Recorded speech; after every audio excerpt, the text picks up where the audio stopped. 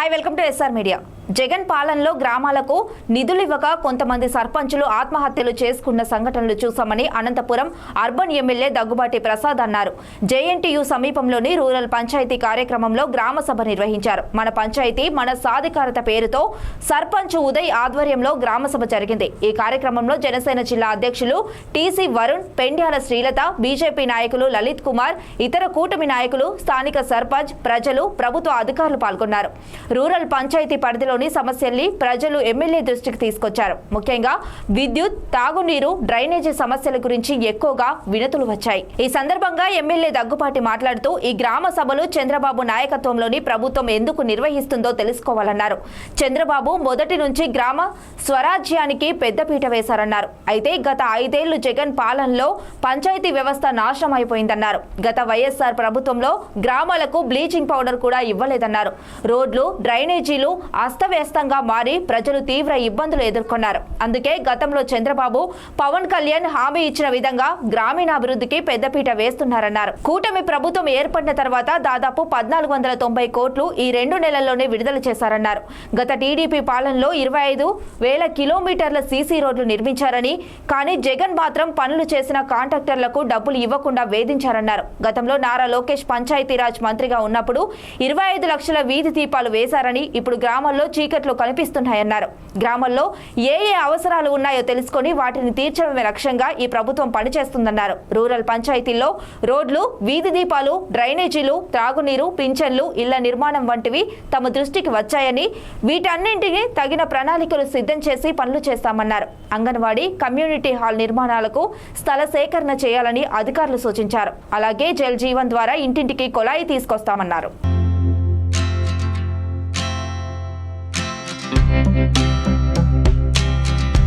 ముఖ్యంగా ఎన్డీఏ ప్రభుత్వం ఏర్పడిన తర్వాత ఇది మొదటి గ్రామ సభ।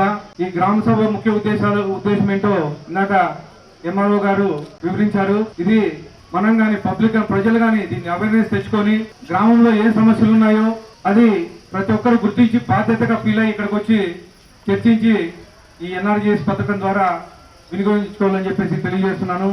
ఇంతకుముందు పంచాయతీలు మొత్తం జీవం కోల్పోయింది, పంచాయతీ వ్యవస్థ నాశనం అయిపోయింది గత 5 ఏళ్లలో। దాన్ని మళ్ళా తెలుగుదేశం ప్రభుత్వం ఏర్పడిన తర్వాత గౌరవ ముఖ్యమంత్రి వర్యులు జీవం పోసి ఈరోజు గ్రామ సభలు ఏర్పాటు చేయడం జరిగింది।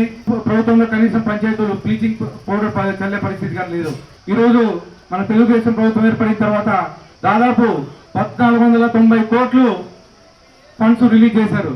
ముఖ్యంగా దేనికంటే గ్రామీణ వ్యవస్థ నాశనం అయిపోయింది, పంచాయతీ వ్యవస్థను నిర్వీర్యం చేశారని చెప్పేసి మన ముఖ్యమంత్రి వర్యులు గుర్తించి సర్పంచులకు తగిన గౌరవం, ఎందుకంటే మౌలిక వసతులు పంచాయతీ నుంచే స్టార్ట్ అవుతాయి, గ్రామాల నుంచే స్టార్ట్ అవుతాయి కాబట్టి ఈ ఫండ్ని 1490 కోట్లు రిలీజ్ చేయించడం గర్వంగా ఉంది।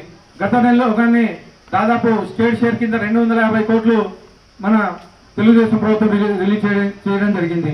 గత ప్రభుత్వం దాదాపు 13,000 కోట్లు ఈ పంచాయతీలకు సంబంధించిన నిధులు జగన్ తన సొంత నిధులకు వాడుకున్నారు।